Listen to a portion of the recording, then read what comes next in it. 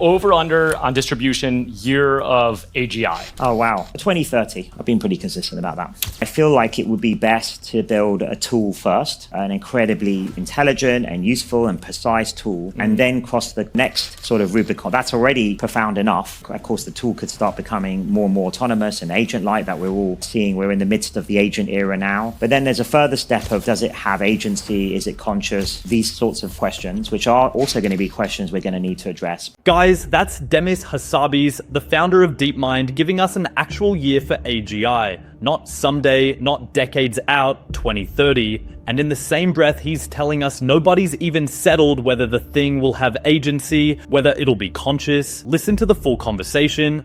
I think we thought we were 5 years ahead, but maybe we were more like 10. But it was deep learning had just been invented by Jeff Hinton and colleagues sort of in academia, but almost no one had really realized it was a big deal. We knew a lot about reinforcement learning, and we felt there was huge progress to be made by combining those two techniques, which almost had never been mixed together, really, certainly not at any kind of anything other than toy problems. In the academic subjects, there were two quite siloed parts of AI. And then we could see the compute, that GPUs at the time were going to be really useful. Of course, we use TPUs now, but the accelerated computing industry was going to be very helpful. And then we also felt at the end of my PhD and postdoc, and some of the other people I got together were computational neuroscientists, that we had enough ideas and principles from the brain that could be useful, including the idea that reinforcement learning could eventually scale to AGI. So we felt we had these ingredients, and we almost felt like we were keepers of a secret, because no one, either in academia or industry, really believed that any big progress was possible. In fact, a lot of the people in academia used to roll out their eyes up at us when we were sort of suggested we would work on AGI, or strong AI, it was sometimes called at the time, because it was like, well, we know this doesn't work. So,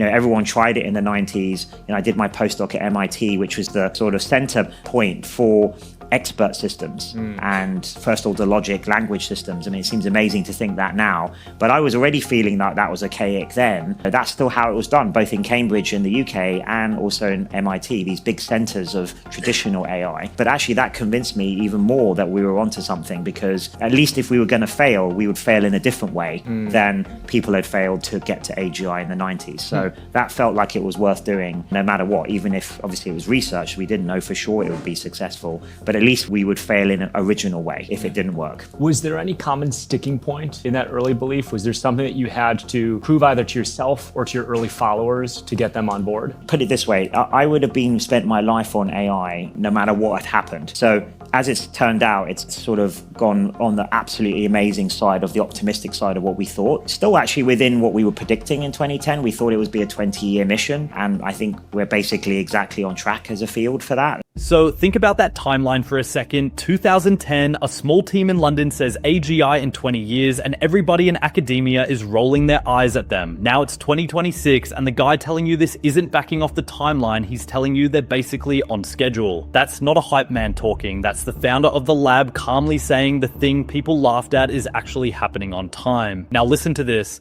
Even if it hadn't transpired that way and it was still now a niche subject, that's what I would still be doing, because I felt it was the most important technology ever if it was obvious to me. Our original mission statement at DeepMind was step 1, solve intelligence, i.e. build AGI. Step 2, use it to solve everything else. So I always thought it was the most important technology that could ever be invented, but also the most interesting one. So as a tool for science, as an interesting artifact in itself, and actually as one of the best ways to understand our own minds, like the nature of consciousness, dreaming, creativity, all of these questions I had as a neuroscientist. I felt one of the things that was missing was an analysis tool like AI, but also a comparison for that you could do sort of a controlled experiment, study, and compare two different systems against each other. Let's talk about AI for science. You've been early to that, you've been a believer, and you've been really a purist about this. This is the driving mission. What about the way you set up DeepMind and set the culture has positioned it to be on the constant forefront of AI for science? Well, that was the ultimate goal, at least for me, my personal passion. There's my own drive to build AI, which was to advance science and medicine and our understanding of the world.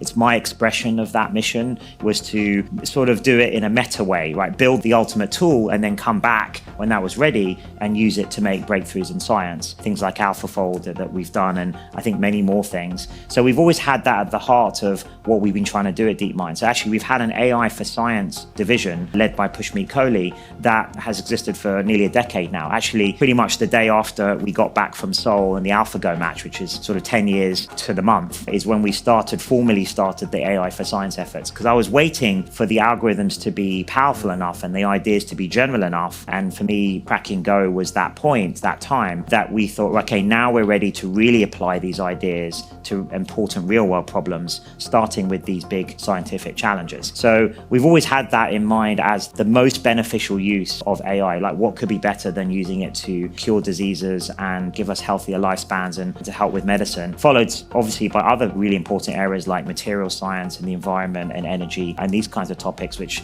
I think AI is also going to have a huge part to play in the next few years. And how does AI break through in biology? You're deeply involved with isomorphic. This is an area of deep passion. You have been a purist on the potential of AI to cure diseases from the very beginning. When do we have the type of moment that we've had in language and coding, but in biology? Well, I mean, I'd argue we've already had one of those moments with AlphaFold. So it's a 50-year grand challenge, protein folding, and the 3D structure of proteins is an incredibly important thing to know about if you want to design medicines or if you want to understand biology. Of course, it's only one part of the drug discovery process, an important part, but it's only one part. So isomorphic labs, which is our latest spin out, having a lot of fun running that as well, is to build adjacent technologies in more biochemistry and chemistry space that can actually design the compounds automatically to kind of fit and bind to the right part of the protein. So we now know the shape of the protein, we know that what's on the surface of the protein and what we have to target, but now we've got to build the right compound that, of course, binds strongly to where you want it to bind on the target of interest, but doesn't bind to anything else, ideally, because that would be a toxic side effect. So the dream is to do almost all the exploration, which is 99% of the work and the time, in silico,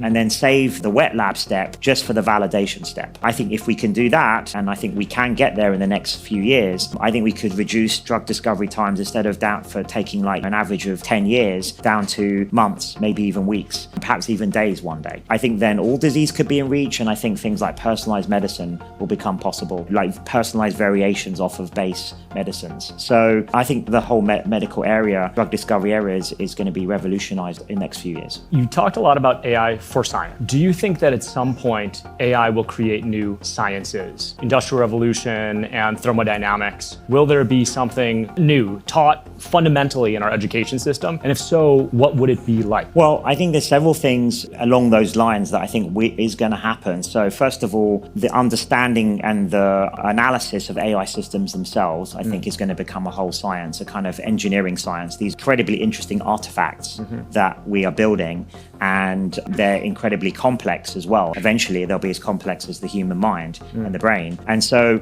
they'll need to be studied so we can understand fully, way beyond where we are today, how these systems work. So I think there's a whole kind of field, Mechinter is part of that, but there's a lot more, I think, that we can do to analyze these systems.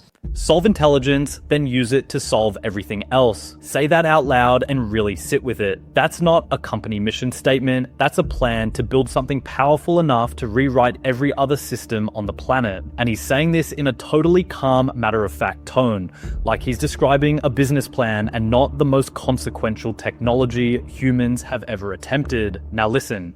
You've talked about this theory that basic building block of everything in the universe could be information-like. This is more theoretical.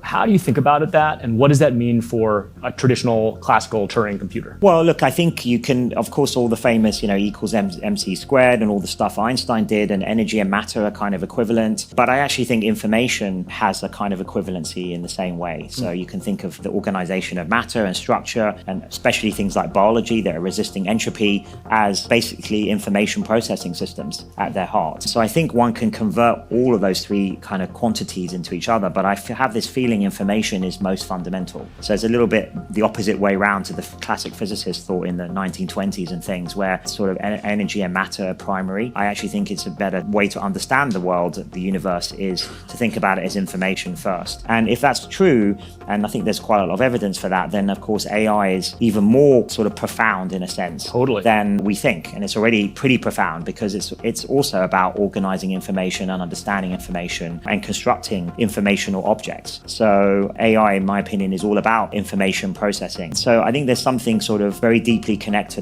with these different areas if you think of it through the lens of information processing as the primary way to think about it. And do you think a classical Turing machine will be able to compute everything? You know, I sometimes sort of think about what we're doing and refer to ourselves as Turing's champion because Turing machines, I think Alan Turing's one of my all-time, favorite scientific heroes. What he did obviously laid the foundations for computer science, but also AI. I think it's one of the most profound results ever is the Turing machine result. Everything that is computable can be computed by a relatively simple description of a machine. So I think our brains are likely to be approximate Turing machines. I think it's interesting to think about the connection between Turing machines and quantum computers and quantum systems. But I think at least what we've shown with things like AlphaGo and especially AlphaFold is that classical Turing machine, obviously in the guise of a modern neural network, it can model what was thought to be in the case of protein folding. It's a quantum system in some sense. It's very, it's dealing with very small particles, and one might think you'd have to take into account all the quantum effects of the water bonds and all sorts of things. But it turns out you can get to an approximate optimal sort of solution on a classical system. So it may turn out that a lot of things that we think that would need a quantum system to model or run might be modelable on a classical system if thought about in the right way. This is the part that should worry you more than any sci-fi headline. He's saying the barriers we assumed existed, the ones that needed exotic quantum machines to even attempt, are falling to ordinary neural networks. If the systems we already have can crack problems we thought were physically out of reach, the ceiling on what comes next isn't computing power anymore. It's just how these things are pointed. Listen. You've talked about AI consistently as a tool, like a telescope or a microscope, astrolabe through the centuries. But when you think about a machine that can model almost anything, let's say it can even model quantum systems, like you pointed out, when does it stop becoming a tool? And will that ever happen? My strong feeling is we should, in this sort of mission and journey to build AGI, those of us on that journey, many of the people in this room, I feel like it would be best to build a tool first, an incredibly intelligent and useful and precise tool, and then cross to the next sort of Rubicon. That's already profound enough. And of course, the tool could start becoming more and more autonomous and agent-like that we're all seeing. We're in the midst of the agent era now. But then there's a further step of does it have agency? Is it conscious? These sorts of questions, which are also going to be questions we're going to need to address. But I would recommend we do that as a second step, perhaps using the tool in the first step to help us with those next profound questions. And ideally also we could understand our own brain and minds better and define things like consciousness a lot more precisely than we can today. Do you have estimations of what that definition of consciousness might look like? No, I haven't got much to add beyond that thousands of years of philosophy hasn't said already. But it's very clear to me that it's obvious some components are going to be needed. They're probably necessary but not sufficient. Things like self-awareness and, the idea of self and other, some kind of continuity over time. So some of these things are clearly needed for anything that might look like consciousness. But obviously it's an open question as to what the full definition is. And I've talked to many of the great philosophers about that. Daniel Dennett, obviously sadly passed away recently, but we had a long conversation a few years back about this. And I think, one of the issues is how does a system behave? Does it behave like a conscious system? You could argue some of the AI systems might end up being able to do that as they get close to AGI. But then there's still the question of why do we think each other are conscious? One is the way we're behaving like conscious beings. But the other thing is we're running on the same substrate. So I think if both those things are true, then it's parsimonious to imagine you're experiencing the same thing I'm experiencing, which is why we don't have that debate about are each other conscious. But I think we'll never have the substrate equivalence with an artificial system. So I think it'll be hard to completely close that gap. And so you can look at it behaviorally, but what about experientially? There are probably some ways to do that post AGI, but it's a bit out of scope today, even for AI for science discussion. Guys, listen to what he just admitted. The tool is already turning into an agent, and that's happening right now, not in some future scenario. And after that comes agency and possibly consciousness, and his answer for how we'll know when we cross that line is basically philosophy hasn't figured that out yet either. We are building toward a threshold, and the guy in charge is telling you flat out nobody has the definition ready. Now listen.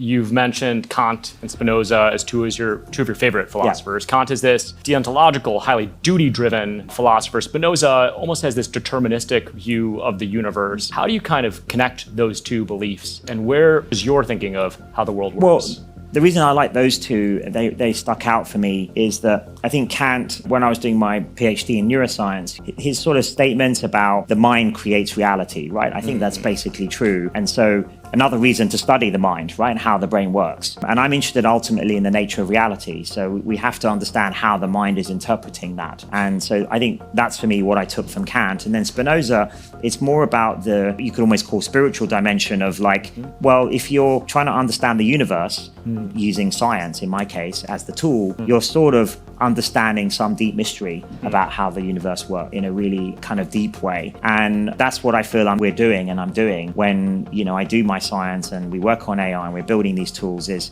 somehow we're kind of reading the language of the universe. What a beautiful way to say what you do every day. Demis, scientist, orator, and philosopher. Before we wrap, do a couple of rapid fire questions. Okay. Over under on distribution year of AGI. Oh, wow. 2030. I've been pretty consistent about that. Okay, 2030. 4 years. That's what's left on the clock by his own count, and he says it without blinking, like he's confirming a flight time. He's already planning his post-AGI reading list. Meanwhile, the rest of us are still trying to figure out what jobs will exist, what safety even means, and whether anyone outside a handful of labs in London and San Francisco gets a say in any of this. The man who started this whole race in 2009, when nobody believed him, is telling you right now that he was right and that the next line we cross is agency and consciousness itself. If this worries you even a little, stay subscribed because the people building this aren't slowing down to explain it to us first.